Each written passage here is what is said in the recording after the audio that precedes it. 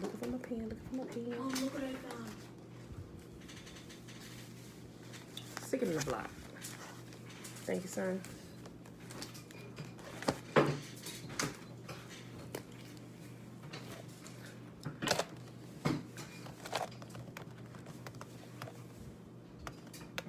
Beautiful people. Happy Saturday. Happy Saturday. Trina, hey girl, hey. Just gotta boot up. Robert, that's Wabu, that's Wabu. So we'll go ahead and do this while we're getting that going.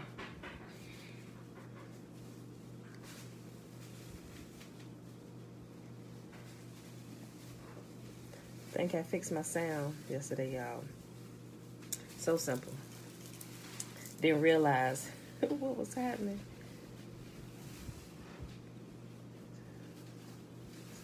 I tell y'all, I went back and I read Tiffany's comment on how she said it sounded like the mic is covered. So I just got my screen repaired like 3 days ago now, and I had noticed that even when I answer calls, because I wasn't using my headset when I answer it, that the speaker that I couldn't hear, that it sounded low. So I was using the speakerphone, right? So make a long story short, I was looking at it, I'm like, what could be wrong with this? Now, when I went to drop my phone off, I had my own personal military ballistic glass protector cover up there that I put on my phone after it cracked. But anyway, it has the hole for the mic, a little slit across the top for my phone, where it allows the mic not to be covered. So when I got it repaired, they threw mine away, which I told them it was okay. And they put their little, it wasn't a protector, it's just a little clear film to protect the screen so it doesn't get fingerprints on it. I left that up there, right? Because I was going to leave it up there until I put my, the one that I originally had, because I got a bunch of them, until I replaced it, but I never replaced it, right? I just didn't go dig into my box to go get them. And I left their little fingerprint protector on my glass, and it doesn't have a slit in it for the mic. And that's what was causing my sound issues. The little film fingerprint glass protector was covering my mic. So, should be able to hear today. I know, that's probably something you would be like, you should have checked that first. Yeah, I wasn't thinking about it. So the last 2 days videos sound kind of muffled. Not bad. All right, I got this going. Okay.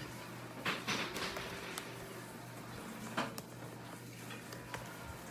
right. Yes. Allow. Done.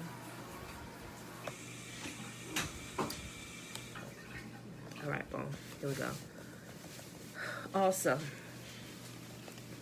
I hope I don't have issues today, but I think, look, y'all, I am going to upgrade my laptop.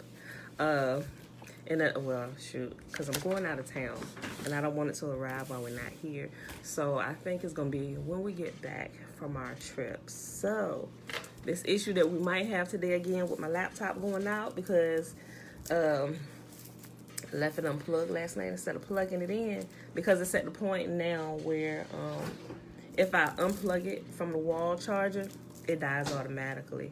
You know, I tell you, I be trying to juice all the life out of my stuff before I upgrade. But I was just like, I talked to my husband about, I think I'm going ahead and have it. He was like, oh, you should have been got one. I was like, yeah, you know, trying to be frugal and stuff, not just trying to spend money needlessly.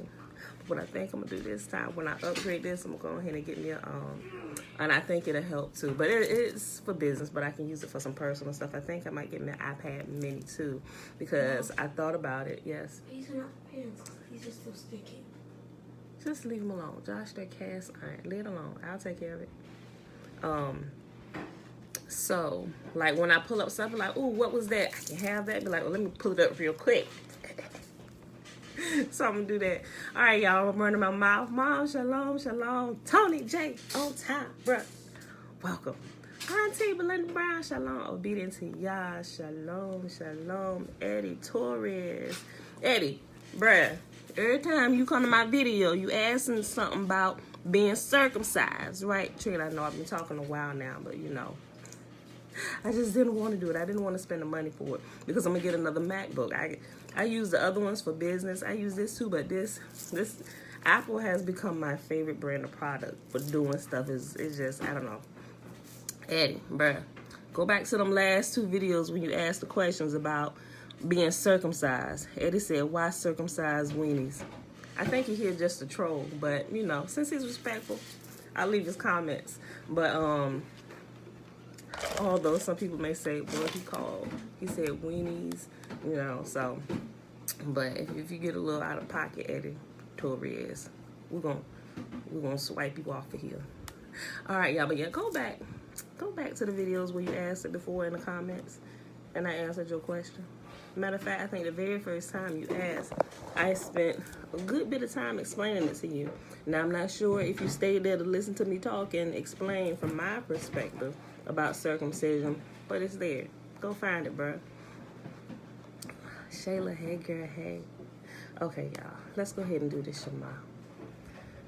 Minimize this. Oh, I said, y'all, if my laptop go out, for those that came on YouTube, just hold one. We'll have to start it over because my laptop, it's really, she's on her last legs. So, but yeah, when I get back from my little vacation here next week, well, week after next, I'm gonna go ahead and order it. But also, speaking of that, I've been thinking about this. Normally when we travel, we go live. I think there will be one day where I will not be able to be live, y'all. And it's going to be Wednesday, this Wednesday, the 13th. Yeah, the 13th.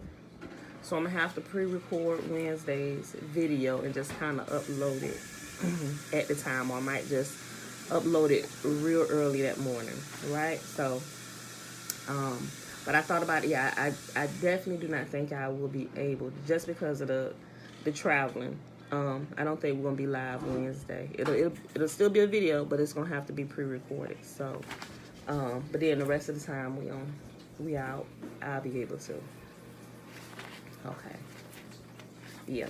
All right. And also, the new moon was spotted Thursday. So the Sabbaths, you know what they do, right? Laban. Blessings, blessings. So they rotate on the Gregorian calendar to Thursdays now. So remember, the Sabbaths actually line up with the new moon cycles. And since it was spotted on Thursday, they'll line up for this moon cycle on Thursday. So that's when we'll be taking our rest. All right, y'all. I think that was everything I had to share with y'all. So let's go ahead and do this Shema, which is found in Deuteronomy chapter 6, verse 3. Hear, therefore, O Israel, and observe to do it, that it may be well with you, and that you may increase mightily as Yahuwah, the mighty one of our fathers, has promised us, in the land that flows with milk and honey. Hear, O Israel, Yahuwah, our mighty one, he is one. And you shall love Yahuwah, your mighty one, with all your heart, and with all your soul, and with all your might. And these words which I command you this day shall be in your heart. And you shall teach them diligently unto your children, and shall talk of them when you sit in your house, and when you walk by the way, and when you lie down, and when you rise up. And you shall bind them for a sign upon your hand, and they shall be as frontlets between your eyes. And you shall write them upon the posts of your house and on your gates. And Yahuwah commanded us to do all these statutes, to fear Yahuwah, our mighty one, for our good always, that he might preserve us alive as it is at this day. And it shall be our righteousness if we observe to do all these commandments before Yahuwah, our mighty one, as he has commanded us. All right, beautiful people. So let's go ahead and pull this up. We are, did I tell y'all what we was reading today? I sure didn't, because I didn't even write it down. I didn't even look, y'all. It is Saturday, October the 9th, 2021, day 274 of year 3 of reading through the books of the law and the prophets, and of the 3-year consecutive day count, day 943. We're reading Job 22, 23, and 24. We're going to pick up in Caesar's Messiah, where we left off at yesterday in chapter 11 on page 289. All right, Job 22. All right, y'all.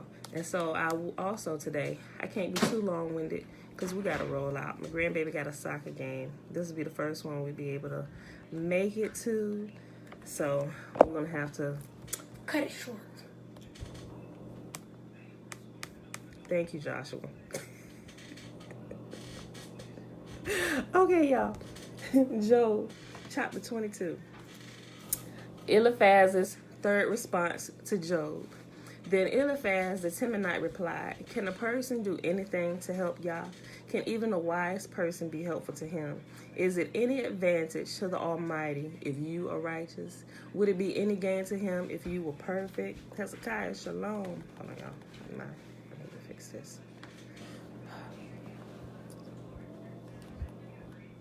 Okay. Can a person do anything to help Yah? Can even a wise person be helpful to him? Is it any advantage to the Almighty if you are righteous? Would it be any gain to him if you were perfect? Is it because you're so pious that he accuses you and brings judgment against you? No, it's because of your wickedness. There's no limit to your sins. For example, you must have lent money to your friend and demanded clothing as security. Yes, you stripped him to the bone. You must have refused water for the thirsty and food for the hungry.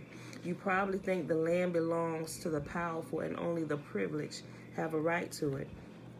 You must have sent widows away empty-handed and crushed the hopes of orphans.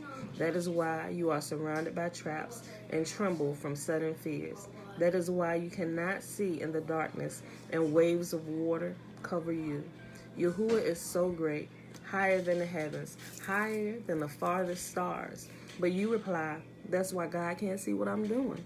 How can he judge through the thick darkness? For thick clouds swirl about him, and he cannot see us. He is way up there, walking on the vault of heaven. Will you continue on the old paths where evil people have walked? They were snatched away in the prime of life. The foundations of their lives washed away. For they said to Yah, leave us alone. What can the Almighty do to us? Yet he was the one who filled their homes with good things, so I will have nothing to do with that kind of thinking. The righteous will be happy to see the wicked destroyed, and the innocent will laugh in contempt. They will say, see how our enemies have been destroyed. The last of them have been consumed in the fire. Submit to Yahuwah, and you will have peace. Then things will go well for you. Listen to his instructions and store them in your heart. If you return to the Almighty, you will be restored. So clean up your life.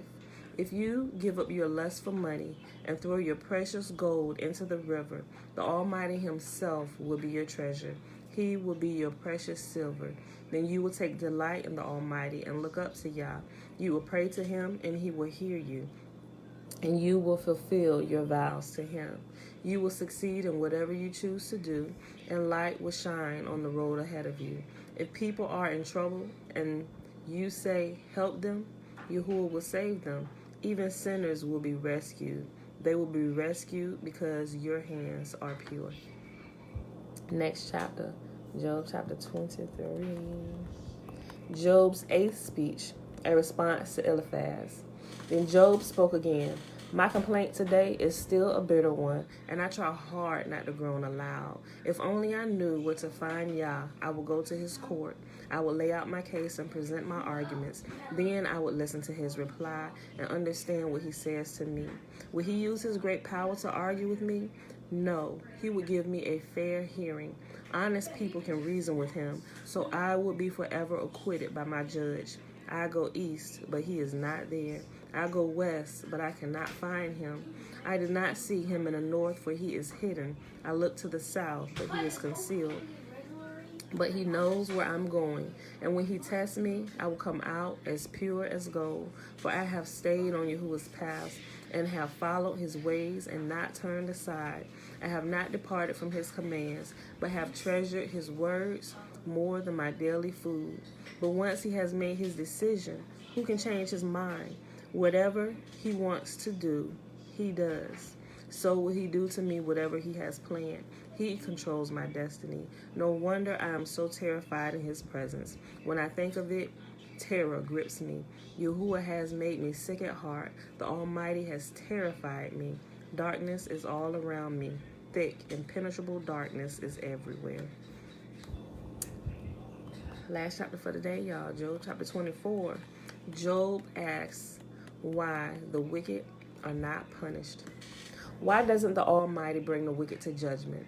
Why must the godly wait for him in vain? Evil people steal land by moving the boundary markers. They steal livestock and put them in their own pastures. They take the orphan's donkey and demand the widow's ox as security for a loan. The poor are pushed off the path. The needy must hide together for safety. Like the wild donkeys in the wilderness, the poor must spend all their time looking for food, searching even in the desert for food for their children. They harvest a field they do not own, and they glean in the vineyards of the wicked. All night they lie naked in the cold, without clothing or covering. They are soaked by mountain showers, and they huddle against the rocks for want of a home. The wicked snatch a widow's child from her breast, taking the baby as security for a loan. The poor must go about naked without any clothing. They harvest food for others while they themselves are starving. They press out olive oil without being allowed to taste it, and they tread in the wilderness as they suffer from thirst. The groans of the dying rise from the city, and the wounded cry for help. Yet Yahuwah ignores their moaning. Wicked people rebel against the light. They refuse to acknowledge its ways or stay in its path. The murderer rises in the early dawn to kill the poor and the needy, and at night he is a thief. The adulterer waits for the twilight, saying, "No one will see me then." He hides his face so no one will know him. Thieves break into houses at night and sleep in the daytime. They are not acquainted with the light. The black night is their morning. They ally themselves with the terrors of the darkness. But they disappear like foam down on a river. Everything they own is cursed, and they are afraid to enter their own vineyards. The grave consumes sinners just as drought and heat consume snow. Their own mothers will forget them. Maggots will find them sweet to eat. No one will remember them. Wicked people are broken like a tree in a storm. They cheat the woman who has no son to help her. They refuse to help the needy widow. Yahuwah, in his power, drags away the rich. They may rise high, but they have no assurance of life. They may be allowed to live in security, but Yahuwah is always watching them. And though they are great now, in a moment they will be gone like all the others, cut off like heads of grain. Can anyone claim otherwise? Who can prove me wrong? And that, my beautiful people, that is our reading for today. That was Job 22, 23, and 24. So let's pop on over here to Caesar's Messiah. Y'all, I still be wanting to say Legends of the Jews. Hop down, I gotta get the book out of there. All right. Uncle Nathaniel. Tara just text the games are canceled because of the rain. Wow. I mean, not yay, but we was kind of excited to go to his. Well, it's not his first soccer game. It's the first soccer game that we had a chance to make it to. But well, I guess next weekend. No, we won't be here next weekend. So, probably the weekend after that. So in 2 weeks we'll get to go. If their soccer season is not over, I don't know how long the soccer season is. What if the soccer game's out there at Illinois? Then we will go see it. Then we might. I don't know. All right, y'all. Chapter 11. Yasaf. How do I? Yasaf. I want to pronounce your name right. Shalom, shalom. Jerry, shalom. Okay, y'all. Caesar's Messiah, chapter 11. And we paused on page 280. Oh, I wrote that wrong. 288, right? But I said I was going to go back.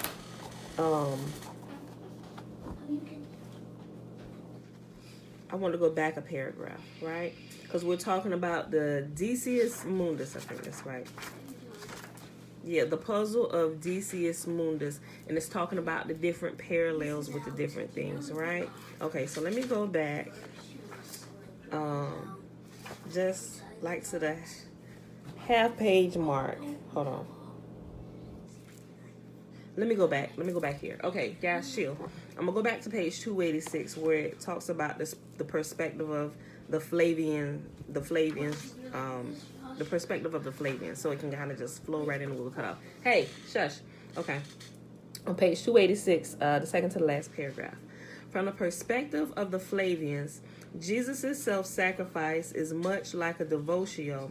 The religion that Jesus established with his death certainly helped to neutralize the militaristic Messianic Judaism that the Flavians fought against. In fact, to the Flavians, where the Decius Mundus sacrifice had only helped save a Roman legion, Jesus' sacrifice can be said to have helped to save the whole world, the whole Roman world, or mundus, right?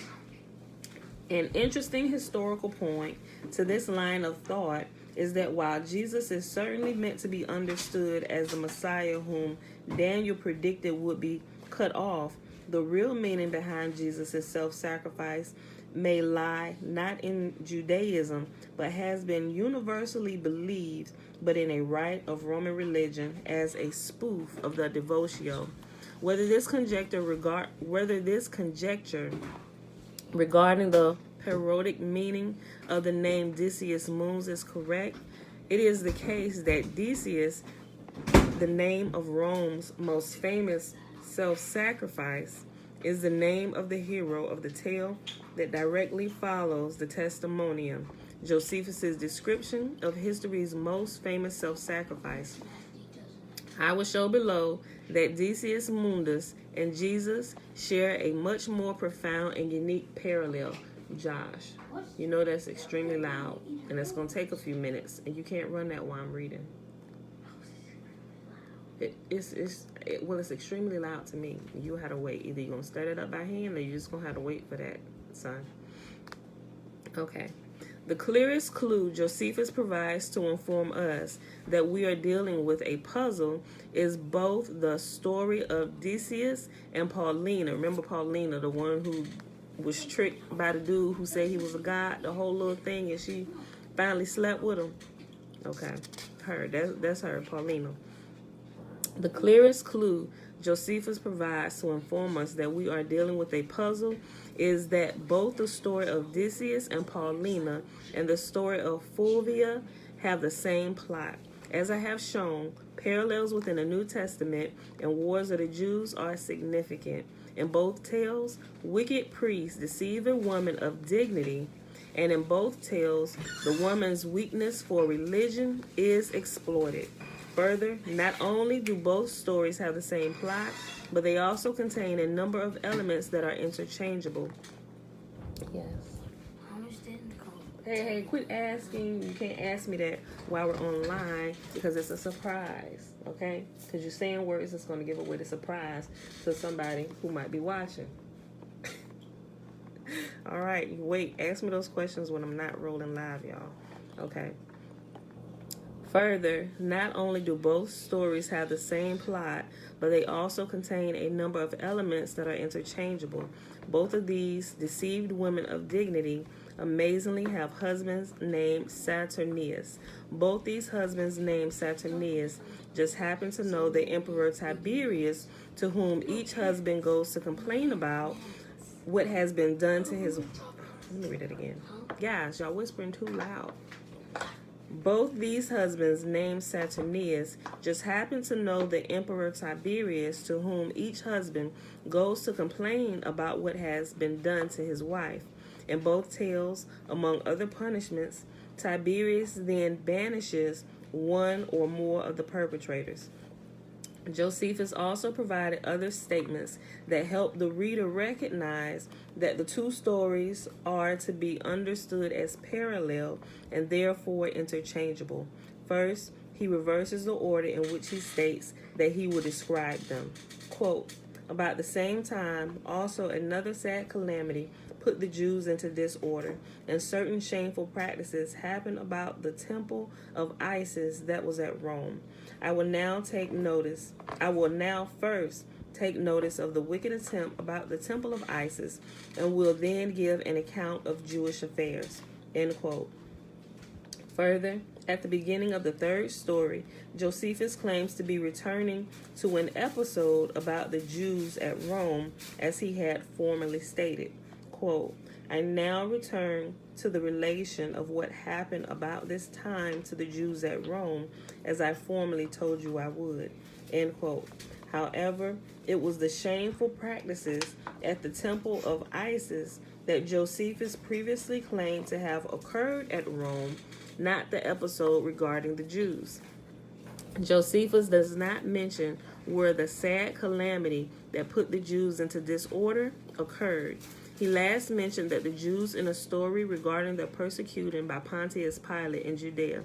Josephus appears to be treating the two stories as they are interchangeable. In doing so, he continues the strange logic that exists between them, since their only significant differences are in the names of some of the elements in them. And this is where we paused at yesterday, so starting right here is where the reading picks up today. It is also notable that Paulina began to come to the sense of growth. It is also noted that Paulina began to come to the sense of the grossness of what she had done and rent her garments. Remember, she was strict and she slept with a dude. She went and talked to her husband, and her husband agreed. Yeah, go ahead. It's a guy. Go ahead and sleep with him. You know, and they was probably thinking we might get a little bit of clout in the coming days. My wife was bedded down by a god. It is also notable that Paulina began to come to the sense of the grossness of what she had done and rent her garments. The rending of garments is a well-known Jewish expression of grief, and is actually required by Jewish religious law in some instances. In the Gospel of Mark, for example, when the high priest who questions Jesus hears him refer to himself as the Son of Man, he rends his garments. He does this because in the Sanhedrin, it states that a judge who has not heard blasphemous words must do so. The Talmud recounts 10 sad incidents for which Jews are instructed to rend their garments. Josephus also records numerous occasions in his histories where Jews rend their garments as an expression of grief. Therefore, why would Paulina, a member of the cult of Isis, be the one to rend her garments and not Fulva, the Jew, when she has the same experience? There's another clue, a parallel that links the testimonium to the tale of Decius Mundus. It is one of the most significant parallels I will present to the reader in this work. The testimonium describes Jesus' resurrection, stating that he appeared to them alive again on the third day. Decius Mundus also appears to Paulina on the third day. There is, of course, a difference. Whereas Jesus appears on the third day to show that he is a god, Decius appears on the third day to announce that he is not a god, right? Remember when he showed up to Paulina, be like, hey, you remember you turned me down the other day? I got them draws anyway, right? Go back and listen to yesterday. Those are my words, right? He showed up on the third day, like, hey, he says, yeah, remember all that money I offered to sleep with you? You could have had it and enjoyed it, knowing it was me. But see, I had to trick you. And all that money that you could have had in your pocket, you and your husband could have went and shared, now I done gave it to those whom I put up to deceive you, to show you that I was a god, and I truly was not. I'm still that man, that came to you the other day, right? See, all this money could have been yours, but now since you denied me, but I got you anyway, the money went to them. Phew. There's another clue. A parallel that links the testimonium to the tale of Decius Mundus. It is one of the most significant parallels I will present to the reader in this work. The testimonium describes Jesus' resurrection, stating that he appeared to them alive again on the third day. Decius Mundus also appears to Paulina on the third day. There is, of course, a difference. Whereas Jesus appeared on the third day to show that he is a god, Decius appears on the third day to announce that he is not a god. It is implausible. Hey, guys, y'all. It is implausible that something as unusual as 2 third-day divinity declarations would wind up next to one another by chance. The testimonium contains the only non-New Testament first-century description of the life of Jesus. The probability that a mirror opposite of Jesus' resurrection, a singular event in literature, would occur by chance in the paragraph following its only historical documentation is, I believe, too low for consideration. In fact, in all of literature, these are the only 2 stories I am aware of that describe anyone coming on a third day to proclaim that he is or is not a god. The only rational explanation is that this mirror opposite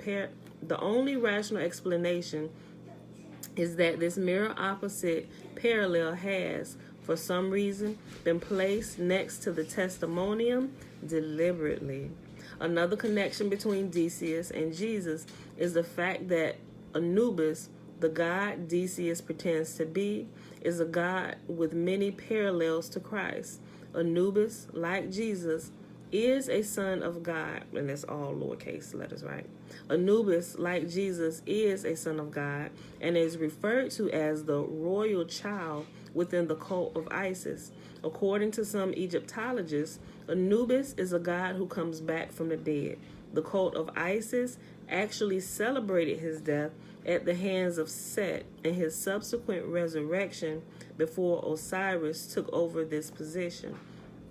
The myth of Anubis' resurrection also contains, like that of Jesus, a strong eschatological message. All 3 stories are described as occurring at about the same time, which links them to one another temporally. While it is hardly unusual for events to be said to occur at about the same time, Josephus links the Fulvius story to the testimonium in another. Hold on. I read that too slow. While it is hardly unusual for events to be said to occur at about the same time, Josephus links the Fulvius story to the testimonium in another, more unique way. In the passage, he writes, quote, "There was a man who was a Jew, but he had been driven away from his own country by an accusation laid against him for transgressing their laws, and by the fear he was under punishment for the same, but in all respects a wicked man. He, then living at Rome, professed to instruct men in the wisdom of the laws of Moses." End quote. There is a known individual who was a Jew and had been driven away from his own country and had had accusations laid against him for transgressing the laws of the Jews. He was also under fear of punishment for these transgressions and was known to have lived at Rome and professed to instruct men in his understanding of the law of Moses. The character is, of course, the Apostle Paul. Quote, "But when the 7 days were nearly over, the Jews from the province of Asia, having seen Paul in the temple, set about rousing the fury of all the people against him. They laid hands on him, crying out, 'Men of Israel, help, help. This is the man who goes everywhere preaching to everybody against the Jewish people and the law in this place.' The excitement spread through the whole city, and the people rushed in, and gates were immediately closed. But while they were trying to kill Paul, word was taken up to the tribune and battalion that all Jerusalem was in a ferment. He instantly sent for a few soldiers and their officers and came down among the people with all speed. At the sight of the tribune and the troops, they ceased beating Paul. When Paul was going up the steps, he had to be carried by the soldiers because of the violence of the mob. I could not discover that he had done anything for which he deserved to die, but as he has himself appealed to the emperor, I have decided to send him to Rome. End quote. And that's reference 156. Let me see where it's located. That is Acts. Oh, okay. So he put together a few different passages. Acts 21 and 27 through 28, verses 30 through 32, and verse 35, and Acts 25 and 25. Okay. And the wicked man in the Fulvia story can be seen as a lampoon of Paul seems to be difficult to dispute. Reference 157.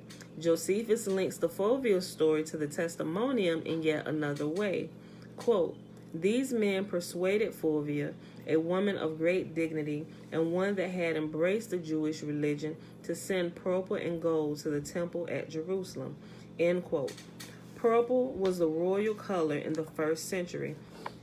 Sending purple to the temple at Jerusalem suggests that the rules of the wicked priests used to fool Fulvia somehow involves a king or a person of royal rank among the Jews. Perhaps one who is religious as well as secular. Because Josephus has indicated that this event occurs at about the same time that Jesus lived, he would be at least a candidate for the one referred to as royal. Indeed, since the reference to purple occurs on the same page as the testimonium, the only historical description of Jesus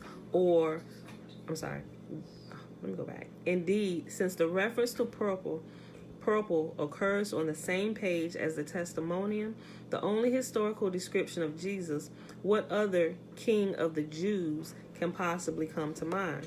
Quote, so Jesus came out wearing a wreath of thorns and the purple cloak.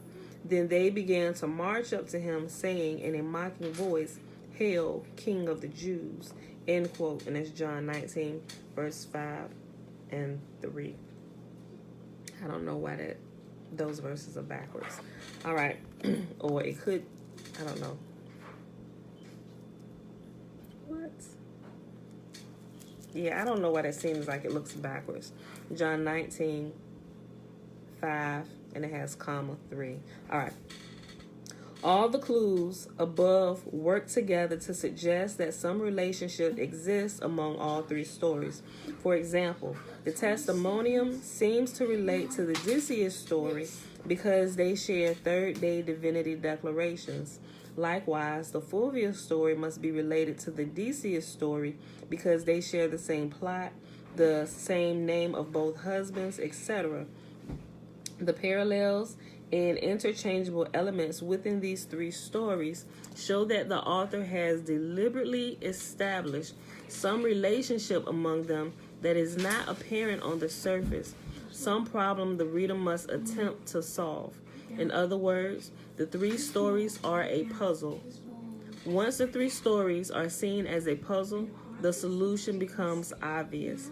Josephus actually has Decius Mundus state the solution to the puzzle within the lampoon. Quote, value not the business of names, end quote. Decius did not value the business of names and took the name of Anubis. To solve the puzzle of Decius, the reader need only to do the same. To solve the puzzle, the reader must simply switch the names of the characters and religions that Josephus has identified as parallel, so that while the stories will be the same, the names of the characters will be different. This technique is used throughout the New Testament and Wars of the Jews. The name of a character in one story is given to a character in another, parallel tale. In the story of Decius Mundus, simply switch the name of the character Paulina, who is a member of the cult of Isis, with Fulvia from the third story, who is a member of the Jewish religion. Notice that Josephus has actually shown us that these two characters are interchangeable. Both women have an experience with wicked priests. Both have husbands with the same name. Both husbands appeal to Tiberius, and both women share the quality of dignity. Josephus has also indicated that the cult of Isis and the Jewish religion are interchangeable by deliberately reversing which story he tells first and which religion was at Rome. Hey, y'all are still too loud. Chill. The video's taking too long. Well, you should be used to that by now. I'm not. The reader can now replace the name of the character Decius Mundus with Christ from the first story, the Testimonium. Again, Josephus has shown that the names are interchangeable by the parallel attributes of these two characters. They both claim to be gods, they both make revelations regarding their divinity on the third day, and they both have made public resolutions to sacrifice themselves. The new Decius Mundus story, created by switching the names of the characters and religions Josephus has identified as interchangeable, can be summarized as follows. Decius Mundus, a Roman, is desirous of Fulvia, a Jew of dignity, whom he cannot seduce with money. Learning that her wickedness is her religion, he pays wicked priests to convince her that he is the Christ so that he can screw her. On the third day, he reappears to tell her he is not really the Messiah, but received pleasure by pretending to be a god. The Jews are then banished and their temple destroyed. While this new story is still a satire, it is one whose meaning can easily be grasped. The translation that I offer is as follows. Rome desires Judea, but cannot tempt it with the wealth because of the staunch religious convictions of its people. Therefore, a Roman fools the Jewish zealots into believing that he is the Christ. He pays the wicked priests to help him carry out the plot.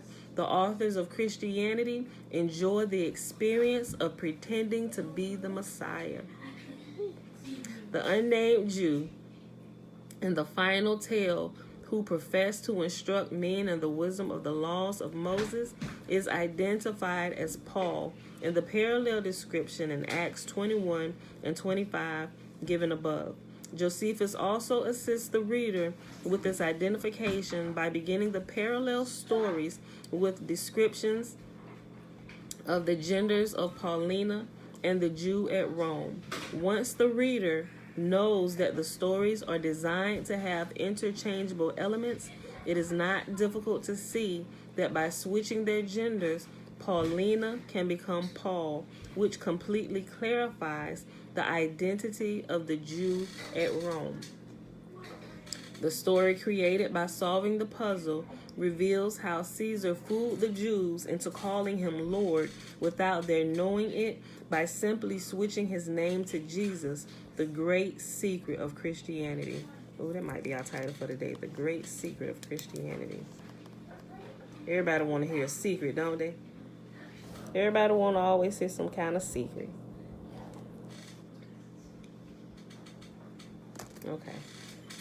The story created by solving the puzzle reveals how Caesar fooled the Jews into calling him Lord without their knowing it by simply switching his name to Jesus, the great secret of Christianity.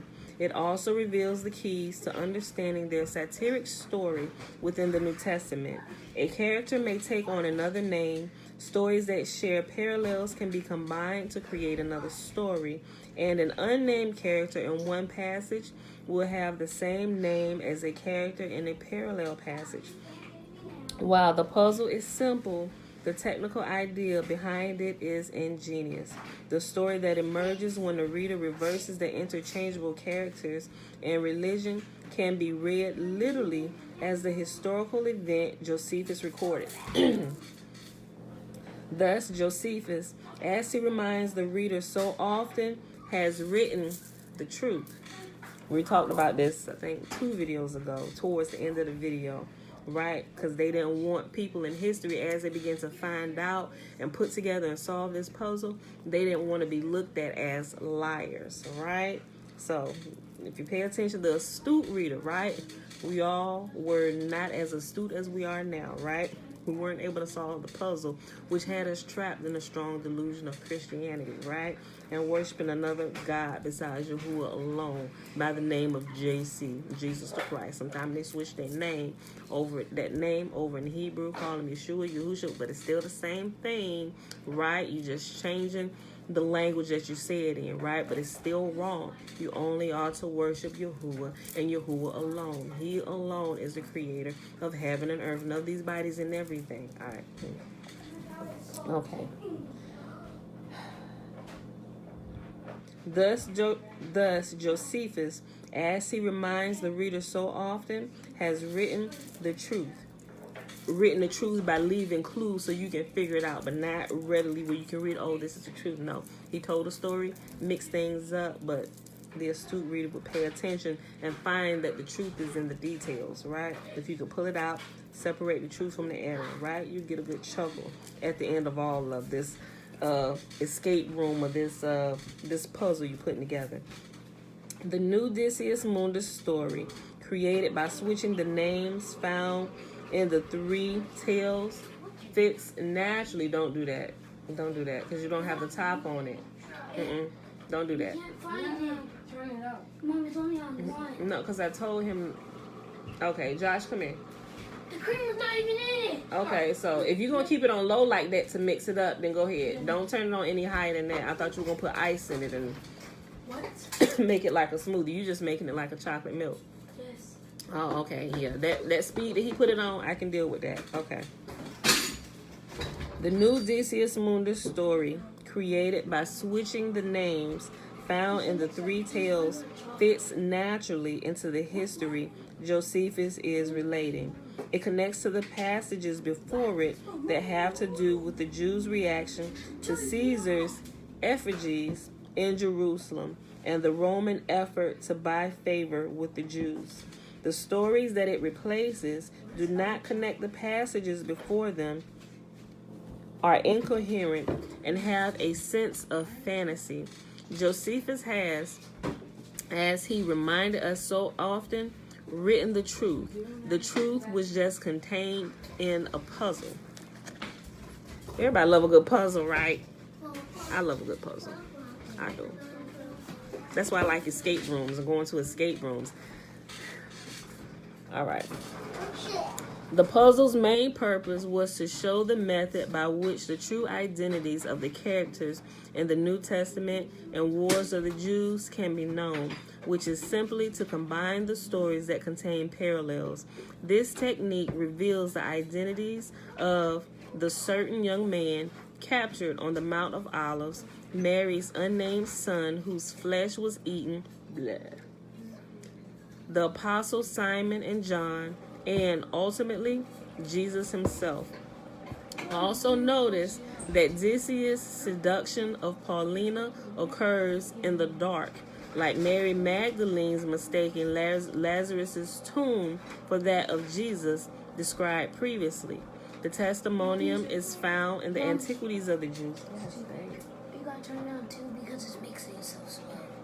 What does 2 sound like? And where's the top? Because if that's flash... Okay, well let it... Zay, just let him handle all that, please. Last time I did that. Okay.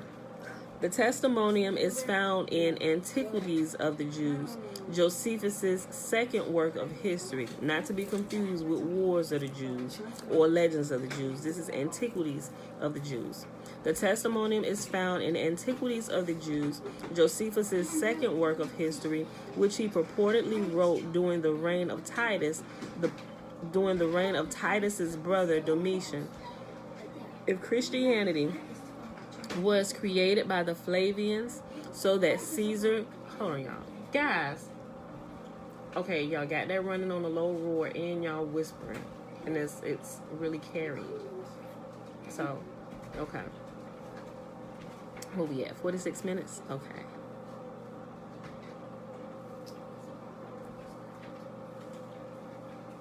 Yeah, you right, Yasef, about that. He said the New Testament is Jewish mysticism. All right. Let me just start this paragraph over. The testimonium is found in Antiquities of the Jews, Josephus' second work of history, which he purportedly wrote during the reign of Titus's brother Domitian. If Christianity was created by the Flavians so that Caesar could secretly become the Messiah, then Domitian could have seen himself as Jesus once he became emperor following Titus's death. Domitian's obsession with his divinity was well known. He demanded, for example, to be addressed by members of the Roman Senate as Master and God. Thus, Domitian, while overseeing the production of Antiquities of the Jews, may have been the bias for the character Decius Mundus. This conjecture is supported by an interesting parallel between episodes in the life of Domitian and the tale of Decius Mundus. The Flavians overthrew Vitellius, the last of the Judo-Claudian emperors, with a battle that took place in Rome in 69 CE. During the battle, Domitian became trapped behind enemy lines. To escape, he donned a mask of Anubis exactly as Decius Mundus does and pretended to be a priest of Isis. Also of interest is the passage from the Decius Mundus story regarding the character named Ide, I-D-E, quote, as well as Ide, who was the occasion of their perdition, end quote. The ancient Roman calendar celebrated the Ides of the month on the 15th of March, May, July, and October. In the other months, the Ides occur on the 13th. Nisan, which actually overlaps March and April, is usually translated as April. Josephus dates the Passover to the 14th of Nisan. Lord, move, get so much mouth. Quote, as now the war abroad ceased for a while, the sedition within was revived. And on the feast of unleavened bread, which was now come, it being the 14th day of the month, Xanthicus, or Nisan, when it is believed the Jews were first freed from the Egyptians, end quote, and it's reference 158. I suggest that the phrase, the occasion of their perdition, is wordplay referring to the Ides of Nisan. Okay, listen. Look, well, hold on. Listen, all of that was in the day past. Today we're the new day, right? My compassions renew every morning. If she wastes this, she's not getting any more. First of all, how you keep on? I'm gonna take yours and give it to her. You don't make y'all some and leave her out. If she keeps on wasting it. Are you gonna drink that, Bella? He got a point. Are you gonna waste that? Are you gonna drink it? Bella, you're gonna have to. Okay, well give her a little bit. It's mixed with. So I can see, because you got a point. I'm sorry. Yeah, she does kind of sometimes. Don't touch that, Bella. He gonna give you a different. No. Put that back. I don't want you to have that much. I'm sorry. I'm sorry. If you gonna stop and make noise, go upstairs with that. I ain't having it. Guys, I'm almost done with this video. Y'all gonna have to keep that to a minimum. Give her something. You want to drink it out of my mug? Oh, pink. Oh. Strawberries in this. Lord have mercy. I'm sorry, y'all. Okay. Mom, Is somebody making the pink? I'm about to make some more. Okay, make some pink. Mom, we mixed the hot fudge and the strawberry together. Okay. So, All right. Okay. Hey, shush. I'm sorry, y'all. They in here trying to make chocolate milk with almond milk, and because the chocolate doesn't mix really good with the almond milk, they put it in a blender, right? So he made chocolate and strawberry mix, but Bella doesn't want it mixed. She wants strawberry. So I'm so sorry. All right, voices down. We almost done it. We at the 50-minute mark. Bear with us today. Okay. Let me go back. Let me go back up here. I suggest that the phrase, the occasion of their perdition, is wordplay referring to the Ides of Nisan, the date of Jesus' crucifixion as recorded in the Gospel of John, which is the Gospel Josephus uses to link dates from his history to the crucifixion, the date of the perdition. In any event, my interpretation of the three stories resolves many long-standing questions about how they relate to one another. This theory resolves all the many elements within the three stories that have struck scholars mysterious. Further, this interpretation resolves the long-standing debate over how the three stories relate to the passages that are immediately before and after them. The first sentence in the story of Decius Mundus states that another sad calamity threw the Jews into disorder. Disorder, in Greek, thorubio, also appeared in the first two passages in the chapter, which immediately precede the testimonium. By starting with a reference to another disorder, the story of Decius Mundus seems to ignore the testimonium. This fact has led some scholars to suspect that the testimonium was therefore inserted into antiquities by later Christian redactors. G.A. Wells in The Jesus Myth argues this point in the following way, quote,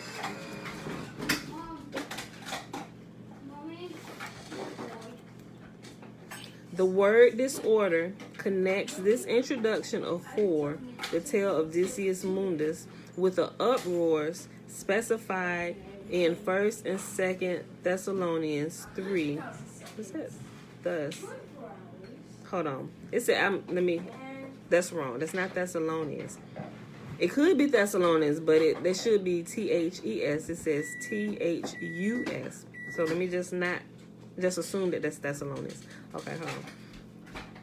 The word disorder connects this introduction of 4, the tale of Decius Mundus, with the uproar specified in 1st and 2nd Thus, chapter 3. The passage about Jesus occurs in a context. Hold on. I think I read it wrong. Okay, I did that wrong. I read that wrong. That's not what it was. Okay. There's a separation here. It's thus not. It was not a book. Okay. Let me read it again. Quote. Let me see. G.A. Wells in The Jesus Myth argues this point in the following way. The word disorder connects this introduction of 4, the tale of Decius Mundus, with uproars specified in 1 and 2.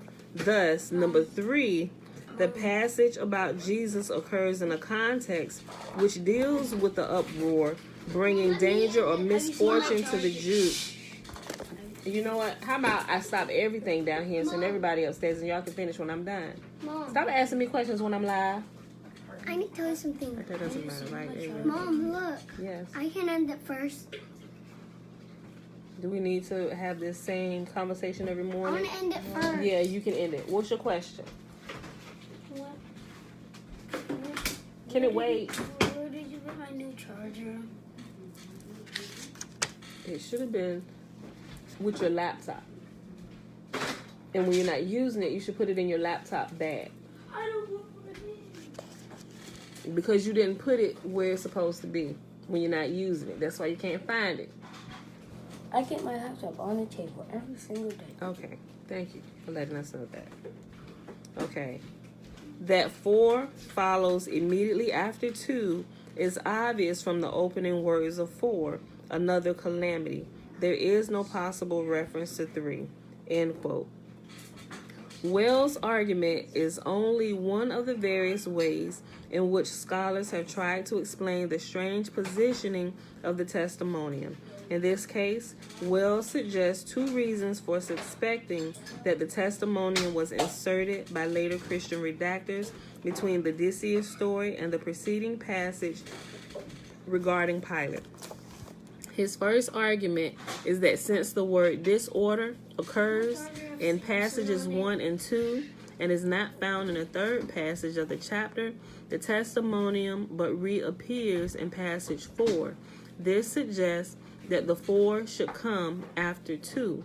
Wells also argues that since the expression of another calamity, which begins passage 4, cannot be referring to the testimonium, it must originally have followed the second passage, which in fact describes the calamity. Mom. Yes, you see me shaking my head? I said yes. Get down. Mom. Yes. I can use my mug. I can use your mug. How many times did I just answer that?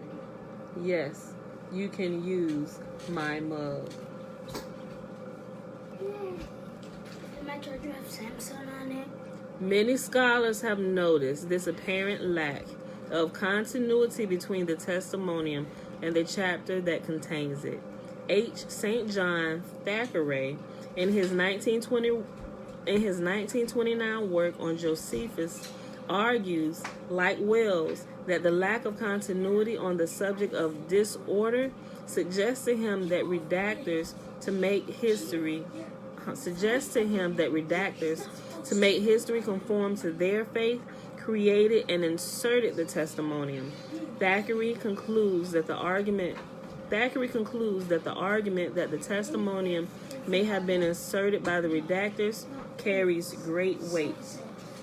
Scholars like Thackeray and Wells have mistakenly seen a lack of continuity between the testimonium and the 2 stories that follow it and the rest of Josephus's history, simply because they have failed to recognize that the 3 stories could only have been created in direct relationship to one another and are not independent tales. To argue that the testimonium was inserted into Jewish antiquities by later Christian redactors who placed it by chance between the stories about Pilate's disorders and the tale of Decius Mundus is illogical. This is because such an argument is based solely upon the perceived gap in continuity on the subject of disorders and ignores the continuity created by the parallel third-day appearances of Jesus and Decius. Since riots were common in the works of Josephus and third-day declarations regarding divinity are unique in literature, this parallel is clearly more important. It connects the testimonium to the story of Decius in a far stronger manner than the lack of the word disorder in the testimonium suggests a disconnect. Therefore, all 3 stories must have been created together. This small chain, who has the time? Like, clearly, he had the time. The time to sit and study and put all these pieces of the puzzle together. Now, mind you, this work, all of this study, everything that's in here, this wasn't just like a couple year thing. And this is like his studying and combination of going through all these things. So I want to say it was like 20 years of him learning and breaking this thing down and separating truth from error and finding the puzzle pieces and putting them together.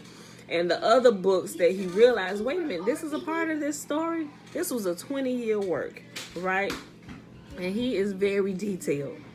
Okay. This really should be like a whole course. If people going to school for theology, right, at least get the right theology knowing that you're going to teach a lot of people, right? At least you should know the truth. So that way, should be halfway by the time you get through, your conscience should alert you like, hey, we shouldn't go in here fooling people, right? Because we know the truth. But sometimes money just spurs people on in the wrong direction, right? But this in itself should be a whole course. If there's going to be a course for theology to fool the masses and bring them into a strong delusion, there should also be a class that they teach in colleges that actually gives you the truth side of the theology that's being taught and pushed and perpetrated throughout the entire world, right? They taking this gospel to the ends of the earth, right? Look, hold on, I just thought about something when I said that's what they say in the New Testament. They said, and I know I'm just kind of sum it up. The gospel must be preached to the four ends of the earth, or all the ends of the earth, and then the end shall come. Or it possibly could be said, after this teaching, theology, or gospel has been perpetrated throughout all the earth to all four corners of it, then the truth will come to wake people up that they have been deluded all this time, right? Like, it's just being trapped in a strong delusion is a bunch of busy work to keep you off the path of really being productive here in the earth, right? All right, don't get me started. Hold on. Where was I at? Let me see. I want to stop right there.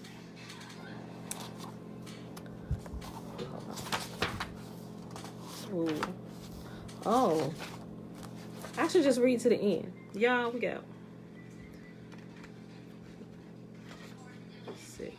6.5 pages. I know that's not 6.5 pages, but I probably could be done reading in like 10 minutes. Let's just read to the end of the chapter. Okay, we're going to read to the end of the chapter. Okay. But if you got to go and you got to work, or you just tired of listening to me, go ahead and go. Just go ahead and go. Okay.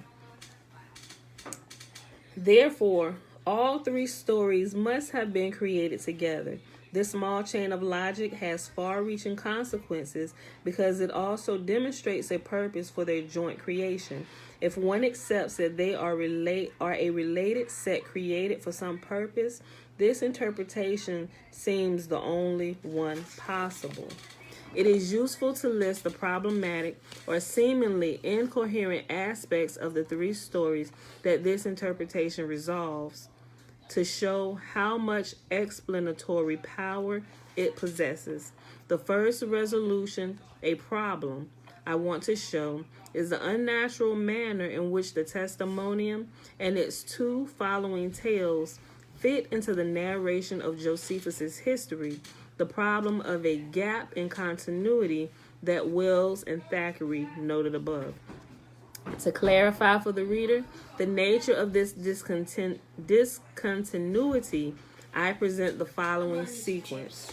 Okay, so the number 6, I think it's a chapter of this. Okay, Bella, don't be doing that. Don't. I was going to get upstairs. What? I was going to get a mug. Because there's not a mug. My coffee mug. Where is it? Is it in the dishwasher? Oh, the rack? Boom. Check. Right there. There you go. Boom. Thank you, Isaiah. I don't like checking in this. So you didn't do your due diligence to check everywhere. You told me you checked everywhere. Get it down, please. I didn't say I checked everywhere. Well, you said you checked. You sitting here starting to rattle off checked. Whenever she cries, she gets what she wants. Not how it works. Not necessarily. Sometimes, yes, I'll give you that, right? Because sometimes I just don't want to. I like to choose my battles. You're right, Josh. You're right. And it's not I guess it's not fair to you, it seems. It's not fair to the boys because. I'm trying to get to the end of this chapter. Can we have this conversation in the queue? It's not fair to the boys. I'll sit and I'll listen to your gripes about this. Just let me finish this, and we'll make some adjustments. Can I get Nintendo? No, we're not talking about Nintendo Switch. Get down. So That's not what we're gonna discuss. Come on. Sorry, y'all. Okay, listen. I gotta finish this. Come on. I gotta finish this. Come on, I gotta finish this. We might not make it to the end of the chapter if they keep interrupting me, y'all. All right. Okay, so he gives a following list. To clarify for the reader the nature of this discontinuity, I present the following sequence. At 1835, Pilate arrives in Judea to abolish Jewish laws. In 1855 through 59, Pilate introduces imperial images in the temple, causing a tumult. In 18 verses 60 through 62, don't do that. Pilate tries to rebuild an aqueduct, causing another tumult. Chapter 18, verses 63 through 64, the testimonium appears. In chapter 18, verses 65 through 80, the Decius Mundus story appears. In chapter 18, verses 81 through 84, the Fulvia story appears. In chapter 18, verses 85 through 87, Pilate has a confrontation with the Samaritans. In 18th chapter, I think, This may not be chapter and verses. This may be volume and chapters. 1888 through 89, Pilate is removed as a procurator. When the sequence of events is viewed in this manner, it is easy to see why scholars like Wells and Thackeray have questioned whether later redactors inserted the testimonium, the historical narration, both before and after the testimonium. Mom, Yes. him not let me go upstairs with my drink, Listen. and I want to watch something. Don't go up there, because if he didn't stop you, Dad was going to get you. Stop interrupting me before I send y'all all upstairs to talk to Dad. And so y'all can explain to him how y'all keep being loud. Dad, I'm not saying that. Okay, well, move with that before you spill that on me. When the sequence of events is viewed in this manner, it is easy to see why scholars like Wells and Thackeray have questioned whether later redactors inserted the testimonium. The historical narration, both before and after the testimonium, is exclusively about Pilate. Notice how that the Decius and Fulvius stories also stand out. None of the stories in this set discusses Roman activity in Judea, the theme of the surrounding passages. The interpretation of the puzzle I present resolves this lack of continuity in Josephus's narration. Further, the satire revealed by this solution fits perfectly into the flow of the narration. This interpretation also resolves the apparently inappropriate opening words of the Decius story, another calamity. As mentioned above, many scholars have believed that this phrase could not possibly relate to the testimonium in Jesus. However, within the context of my explanation, the positioning of the phrase makes perfect, though ironic, sense.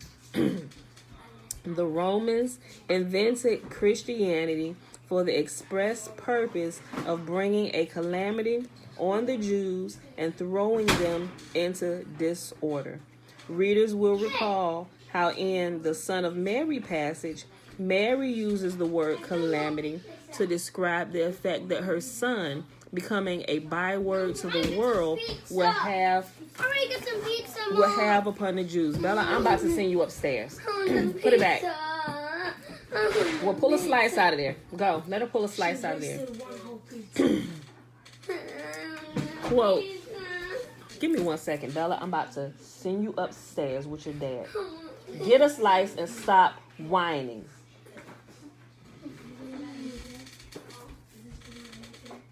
Quote, come on, be thou my food, and be thou a fury to those seditious varlets, and a byword to the world, which is all that is now wanting to complete.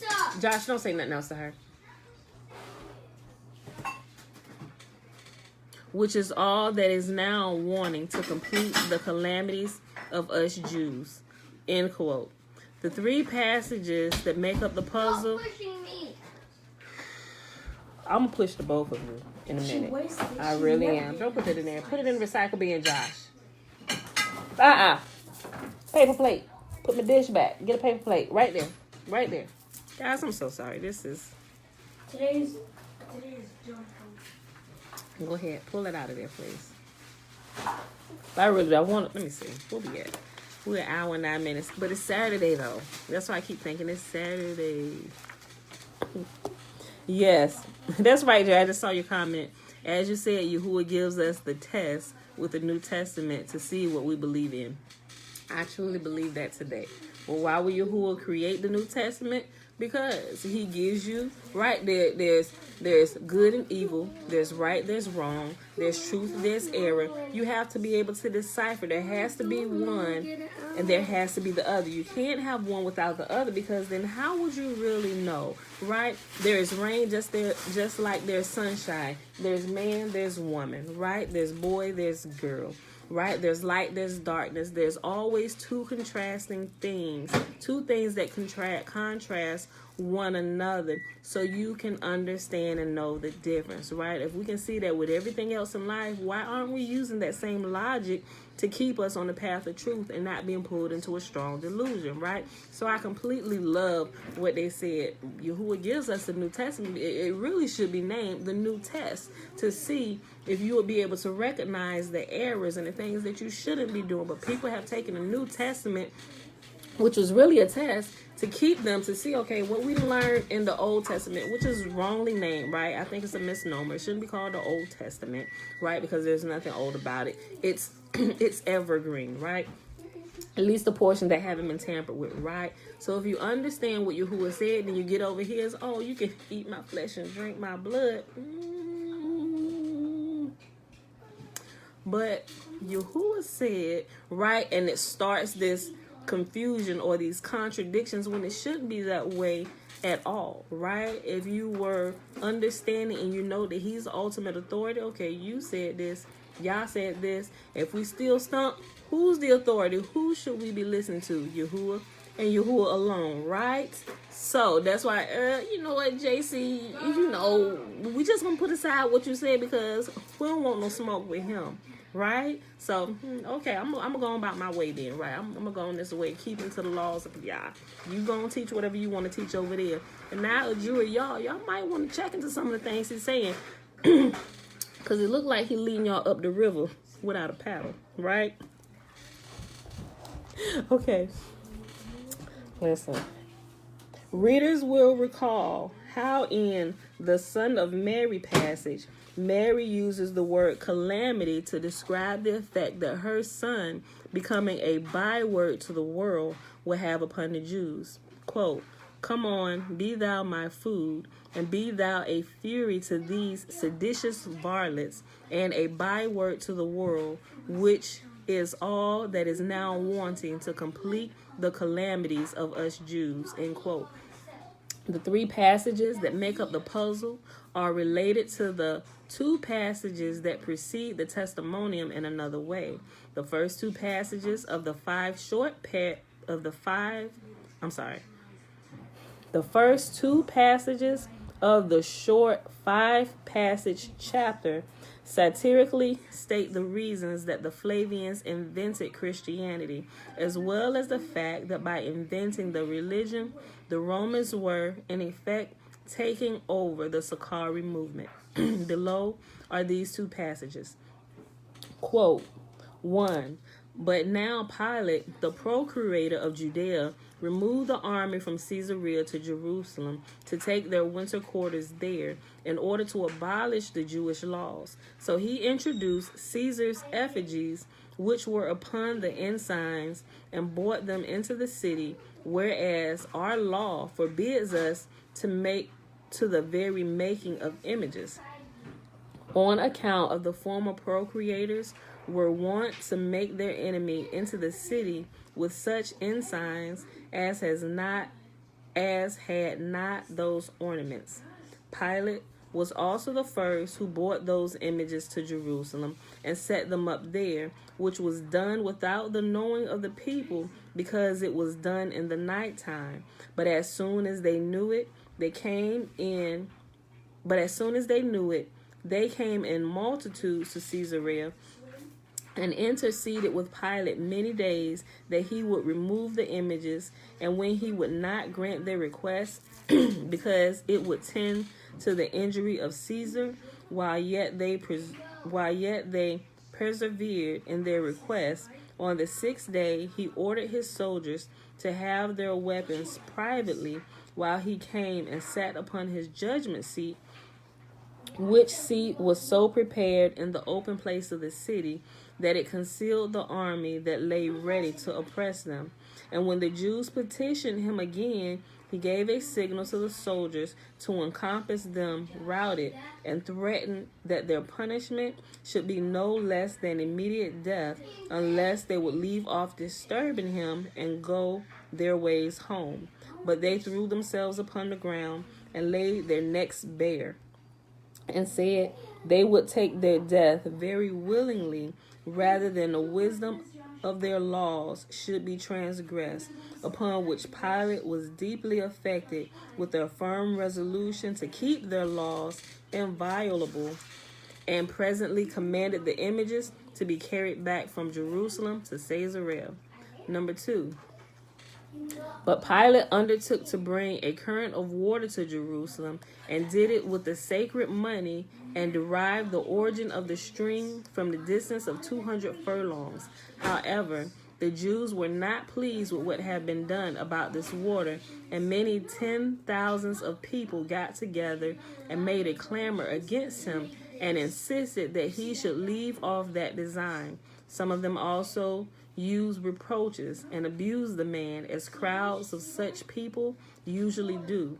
So he habited a great number of his soldiers in their habit, who carried daggers under their garments, and sent them to a place where they might surround them. So he bid the Jews himself go away, but they boldly began casting reproaches upon him, and he gave the soldiers that signal which had been beforehand agreed on, who laid upon them much greater blows than Pilate had commanded them, and equally punished those that were tumultuous and those that were not, nor did they spare them in the least. And since the people were unarmed, they were caught by men prepared for what they were about. There were a great number of them slain by this means, and others of them ran away wounded, and thus was the end put to this sedition. End quote. And that's reference 159. The two passages satirically, yes. Yes. Josh trying to touch my popper. Leave her popper alone.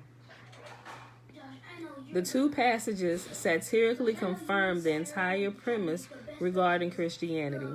The Jews would not worship Roman emperors and were not swayed by violence. Therefore, Rome was forced to become the Sicarii movement. The satirical description of the Romans becoming Sicarii is described above in the phrase, quote, so he habited a great number of his soldiers in their habit, who carried daggers under their garments, end quote. The individuals whose habit included daggers under their garments were, of course, the Sicarii. Quote, and when they had joined themselves, many of the Sicarii, who crowded in among the weaker people, that was the name of such robbers as had under their bosoms swords called Sicae, end quote, reference 160. The effect of Christianity is also recorded within the satire. Its effect was to end the rebellion, quote, and thus an end was put to this sedition, end quote. When determining the strength of a theory, it is useful to consider how much explanatory power it possesses. The following list demonstrates just how many puzzles this interpretation resolves. This interpretation. 1, well, it's a dotted line. The first one resolves Josephus's perceived confusion over which religion was at Rome. Next, it resolves why Paulina of the cult of Isis and not Fulvia the Jew is the one to rend her garments. Next, it resolves why Josephus recorded that the temple of Isis was destroyed, though he was aware that no such destruction had occurred. Next, it resolves why the women in different stories both have husbands named Saturnius who know the Emperor Tiberius. Next, it resolves why the Decius story and the Fulvia story have the same plot. Next, it resolves why a character has the unusual name Decius Mundus. Next, it also resolves why a character has the unusual name Ide. Next, it resolves the parallel use in the testimonium and the Decius story of the expression received with pleasure. Next, Bella, quit calling me. Quit touching her things. It resolves, It resolves the unusual parallels between the wicked Jew in the Fulvia story and the Apostle Paul. Next, it explains why Decius Mundus did not conceal his resolution to kill himself. And lastly, and most importantly, this interpretation explains how the two third-day divinity declarations in literature happen to be placed next to one another. Shalom, Kirk, shalom. There is yet another parallel in the Decius Mundus tale and the Testimonium, a parallel only apparent when one reads the passage in the original Greek. Okay, we're about at the end. We got 1.5 pages left, y'all. In the Testimonium, Jesus is described as a teacher of people who accept the truth with pleasure. Let me read that again. In the Testimonium, Jesus is described as a teacher of people who accept the truth with pleasure. The Greek word for pleasure that Josephus uses is hedon, Hedone. I heard you. Keep your hands off her stuff. I'm touching my reading book. Leave her books alone, Isaiah. I'm not. I'm going to send you both upstairs. Just do that. They're already annoying. This is mine. The Greek word for pleasure that Josephus uses is hedon, the root for the English word hedonism. Scholars have puzzled over Josephus's use of hedon here. Hedon usually denotes sensual or malicious pleasure, and to accept the truth with hedon is a strange concept. The sentence that Josephus wrote in Greek could just as well be translated, receive the truth with malicious pleasure. The verb Josephus uses in this phrase is dekomenon, which means to receive. The phrase in Greek reading, hedonai telthi dekomenon. In the Decius Mundus tale, Decius also receives something with sensual pleasure. Decius receives the plot Ide hatches to enable him to seduce Paulina with sensual pleasure. Hedon, the Greek reading, dekonomiou ten heke tien hedonai. Yeah, I screwed that up, right? Okay, that's Greek. The same verb, dekomeno, meaning to accept or receive, is used with hedon in the Testimonium. This creates yet another parallel between the Testimonium and the Decius story. Based on the context provided by the Decius story, a logical conjecture is that this verb or noun combination creates the idiom getting screwed. Everybody know what that means, right? Yep. It's of sexual nature, getting screwed. I have been unable to confirm this conjecture by another example from classical Greek. However, hedon is also used in an interesting manner with another word. Josephus concludes his preface to Wars of the Jews with the following statement. And that's all in another language, right? That looks like it looks like Latin, maybe. I don't know. Maybe not, but I'm not going to read that. I mean, I could. It would sound funny. I'd just be screwing it up, right? Maybe I should read it.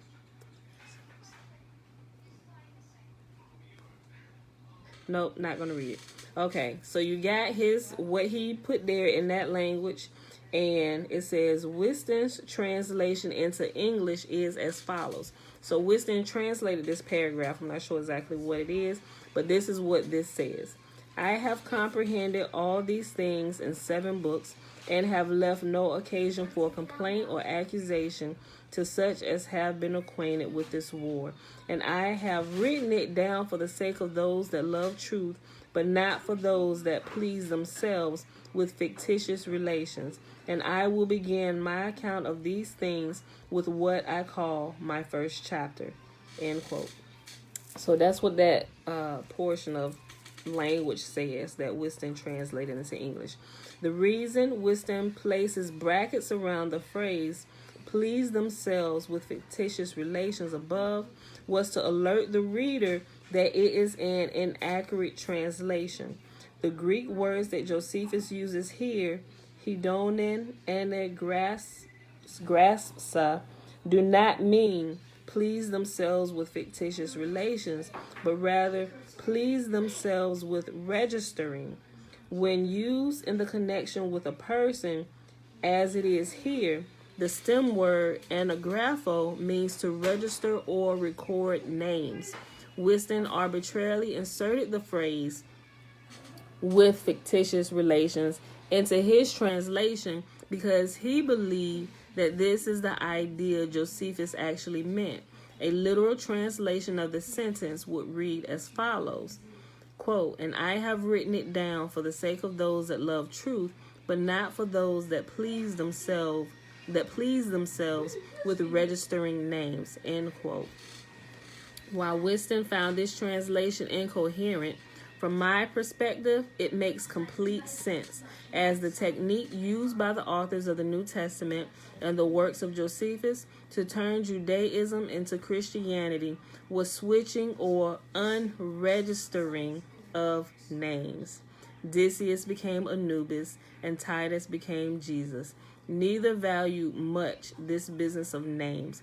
Josephus, seeming incoherencies are very significant and are meant to be translated exactly as they were written.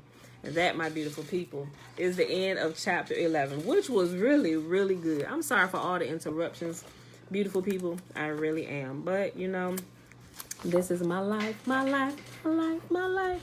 And since I don't have a professional production going on, you get everything that's going on in my life at any given time, right? The shenanigans, the good things. Hopefully there won't be woes or too many woes or whatever. But then see who you get it all live. Oh, let me put my page number 2301. Look. Okay.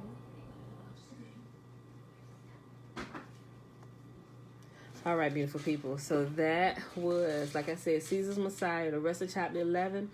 We started at page 288 to page 301. We read Job 22, 23, and 24. It is Saturday, October the 9th, 2021, day 274 of year 3 of reading through the books of the law and the prophets, and of the 3-year consecutive day count, day 943.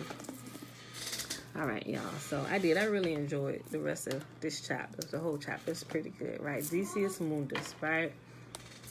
All right, so yes, babe. Yes, you can end it. I'll be ending it in a few minutes. I need to do the blessing, little girl. I'll call you. I'll call you when I'm ready. All right. So the blessing is found in Numbers chapter 6, verses 22 through 27. And Yahuwah spake unto Moses, saying, Speak unto Aaron and unto his sons, saying, On this wise ye shall bless the children of Israel, saying unto them, Yahuwah will kneel before us, presenting gifts, and will guard us with a hedge of protection. Yahuwah will illuminate the wholeness of his being towards us, bringing order, and he will provide us with love, sustenance, and friendship. Yahuwah will lift up the wholeness of his being and look upon us, and he will set in place all we need to be whole and complete.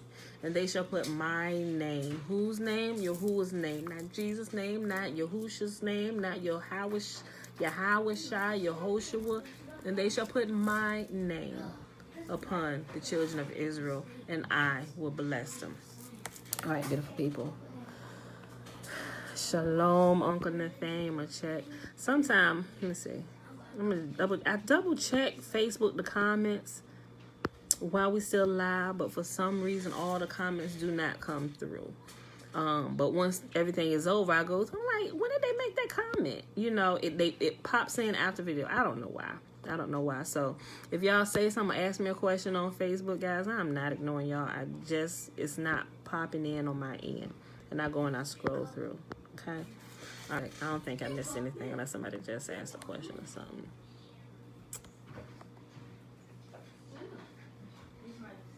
Double checking. Nope. That's it. All right, y'all. Torah Rabbah. All right, Yosef. All right, y'all. That's it. We're about to get out of here. Bella. Princess Ariel, come on.